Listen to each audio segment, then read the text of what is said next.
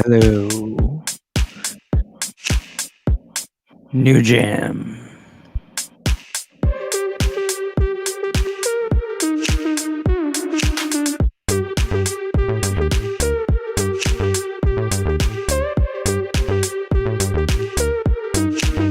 Give me 1 minute and we'll be on to Strange History, Episode 1 in the Anonymous Source series.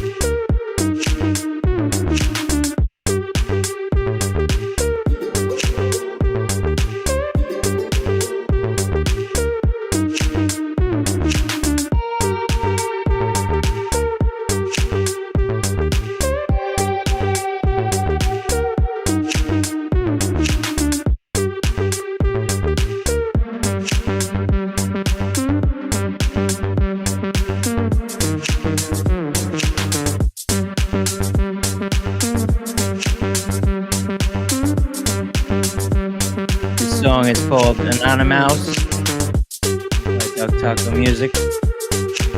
Muzak.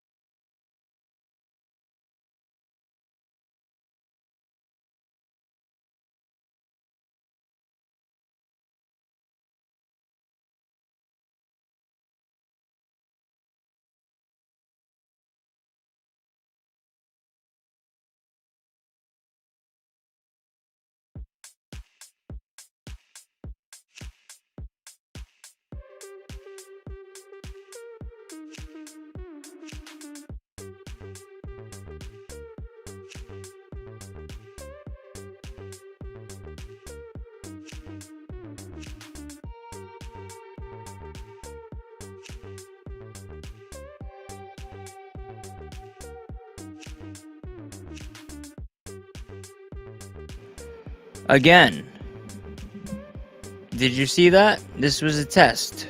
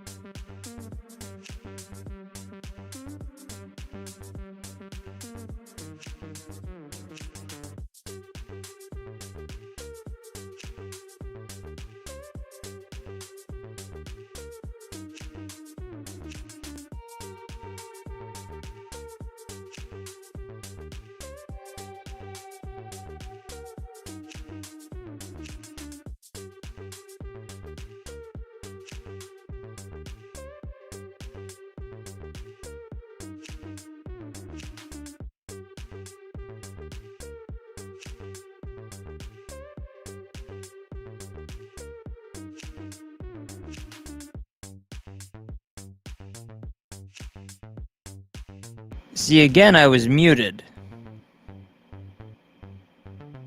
But for how long? For how long?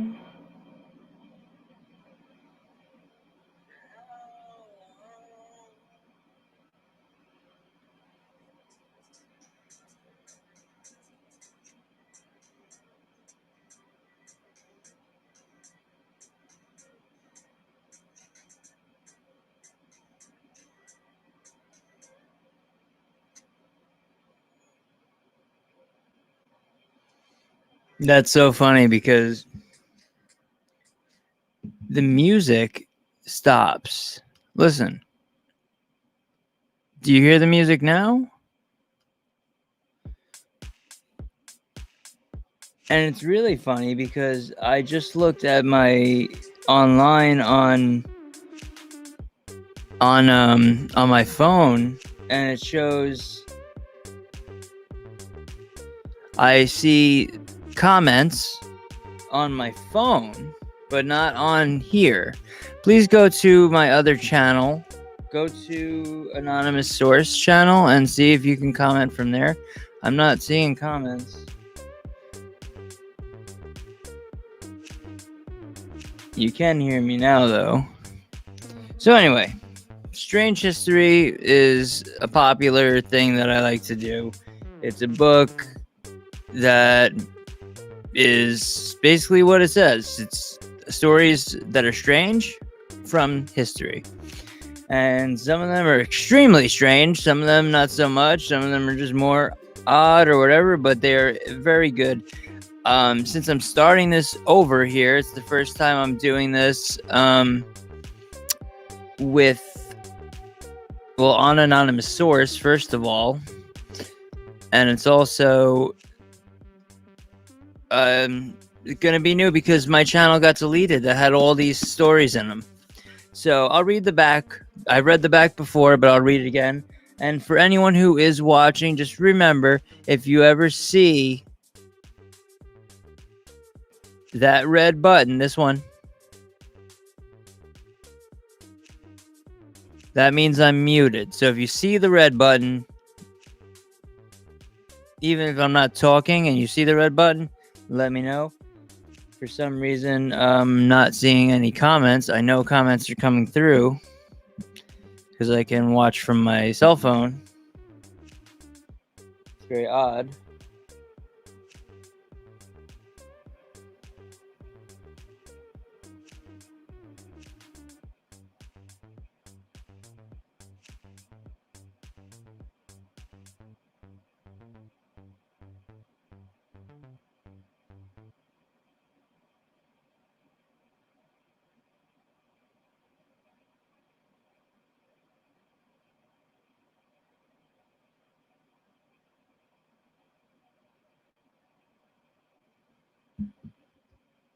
Okay, so this is obviously was my first. The reason I'm doing this is because I'm streaming to Rumble for the first time, and I see that maybe the Rumble stream is interfering.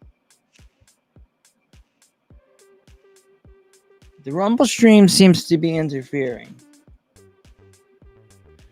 but that's okay. All right, so let me read the stories from the back of Strange History. Did you know that Julius Caesar was afraid of cats? Mozart, and I read this one before, very good. Mozart was infatuated with farts. Neanderthals invented the mullet. Columbus saw a UFO from the deck of the Santa Maria. Wasn't he on the Pinta? Nope, he wasn't. A con man nearly convinced New Yorkers to saw off Manhattan. Queen Victoria smoked marijuana to cure her cramps. This one's a good one. The word pants comes from the name of a 16th century clown. So his name was Pants, and that's what became the name of what we wear on our legs. The Mayans played a game like soccer with human heads. And the ancient Roman poet Virgil held a funeral for a housefly. Oscar Wilde said, history is merely gossip. That's true. And this is strange history. Now I got Cahutek Goes Kaput. That's a story about Germany, I think. Cheddarman and Mr. Target. I think Cheddarman is good. Let's read Cheddarman. Cheddar, England is famous for its cheese, but it's also famous for the limestone caves that line Cheddar Gorge. In 1903, a Stone Age skeleton was discovered in one of the caves. He was called Cheddarman. Of course he would be. Why wouldn't you call him Cheddarman? He was found in Cheddar Grove, just like the China virus came from China. That was a little rumble action. All right, scientists believed he died 9,000 years ago. I don't believe scientists when they say these numbers. How do you know that he died 9,000 years ago? Could have been 8 or 10. And that's 1,000 years off. And in my world, that's a lot. Anyway, an even more astonishing discovery was made in 1997 when Britain's HTV network produced a documentary about the cave. Well, the filmmakers obtained a DNA sample from Cheddarman's bones. Don't you think they should have left Cheddarman alone? Yeah, I think so. But who knows? Let's see what happened here. And wanted to compare it to the DNA samples taken from Cheddar local school children, which is actually, that is a good idea. To prove to the kids that it was safe, their history teacher, Adrian Target, with a double T, Target, had his DNA swabbed as well. I guess children were scared of a DNA swab in their mouth for some reason. It's not like the media, the media doesn't scare people about anything. There's no fear-mongering there. So Adrian had it done as well. When all the tests were completed, only one person tested was found to be related to the Cheddarman that's believed to have died 9,000 years ago in the caves of Cheddar Gorge. See how I'm ad-libbing in the middle of the story that I've never read? When all the tests were completed, they only found one person that was related, and it was Mr. Target. It was Adrian Target, the teacher, who would have never been tested. They were testing the children. But apparently they didn't trust it, and he did it to make them feel better. So, all these years later, Mr. Target still lives within walking distance of the cave of his ancestor. I added that part. We all have 9,000-year-old ancestors, he said. I just happen to know who mine is. That's a good story. You see how some of these stories are just regular stories that are pretty cool, A strange musical. Should we do this one? Let's do a strange musical. I don't believe I've ever read this one. 1776. You recognize the year, of course. Do you recognize the year 1776, people who are watching this video? Do you? Do you know what happened in 1776? Do you know why that year is important? Let me know in the comments if you do, please. I wouldn't mind if you guys let me know, because I don't know. I need you to tell me. I have no idea. Anyway, but how about the Broadway musical? I guess it was called 1776. Debuting in 1969, 1776 was a musical comedy about the Second Continental Congress and writing of the Declaration of Independence. Really? That improbable combination somehow worked. 1776 ran for 3 years, 1,217 performances, and won 3 Tony Awards. Best Musical, Best Featured Actor in a Musical, Ronald Holgate, and Best Director. They don't say his name. Highlight. Thomas Jefferson, Benjamin Franklin, and 2 cohorts perform a high-stepping song and dance called But Mr. Adams, in which they each try to get out of writing the Declaration of Independence. Sample lyric. I cannot write with any style or proper etiquette. I don't know a participle from a predicate. I am just a simple cobbler from Connecticut. Well, they sure did try to have some humor back in 1969. But it says also on the bottom, if you know who Voltaire is, sometimes they just put these random quotes in the bottom. Anything too stupid to be said is sung. I love that. I love that. Look.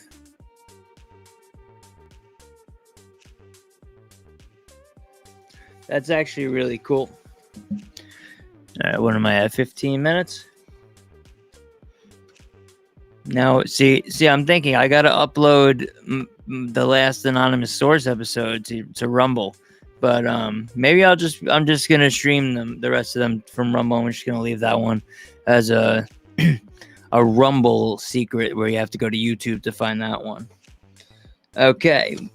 I turn to this page. Well, no, let's close the book. I kind of cheated there. I've read that one before, and it's good, and I cannot cheat. I have the part of this is turning to the pages. Ready? So we take the book in front. Let me do this. Kentucky Fried Hobbit: The Birth of Political Correctness. Couldn't have ended on a better note. Did you see that? I did a YouTube thing. A better note, but also the Rumble one is a better fucking note. All right, The Birth of Political Correctness. Let me put the book in front here. It seems like everyone is talking about political correctness these days. Seems like everyone's talking about political correctness these days. So you'd think that this method of using language that seemingly goes out of its way to not offend anyone is a relatively modern term, like maybe from the 1980s or 1990s. It actually dates way further back than that, all the way back to the founding of the United States. During a 1793 U.S. Supreme Court case called Chisholm versus Georgia, Justice James Wilson argued that it is the people, not the states, who held the real power in the country. Well, I like that. He wrote, "To the United States," instead of to the people of the United States. So he wrote "to the United States," not to the people of the United States, is the toast given. This is not politically correct. The phrase was used sparingly in politics after that. It didn't hit the mainstream until the 1960s when pinko hippie commies, or socially minded progressive activists, revived the term. Pinko. Remember that word, pinko. P-I-N-K-O. P-I-N-K-O. P-I-N-K-O. And pinko were their name-os.